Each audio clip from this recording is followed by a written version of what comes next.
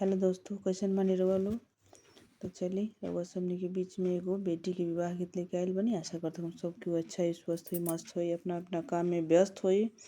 तो चली लोगिन, सुनी लोगिन, और अपन प्यार दुलार आशीर्वाद दे मत भुलाएम लोगिन। और कमेंट बॉक्स में जरूर बताएम लोगिन कि गाना रउआ लोगन के कैसन लागल।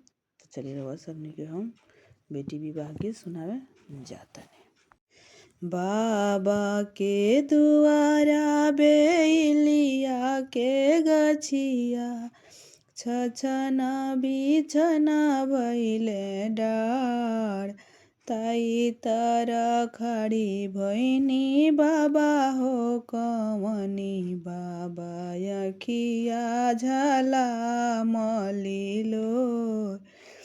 चाचा के दुआरा बेलिया के गछिया, छछना बिछना भैले डार।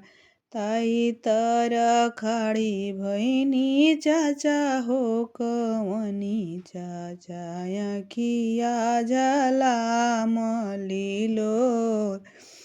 ऐसन सुंदर धिया के करा के सौंपी, के ये करी है प्रतिपाल।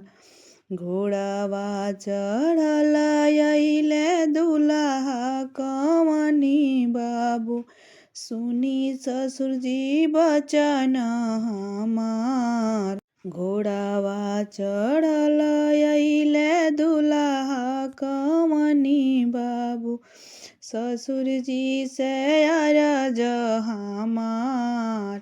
ऐसन सुंदर धिया हमारा के सौंपी, हम ही करब प्रतिपाल।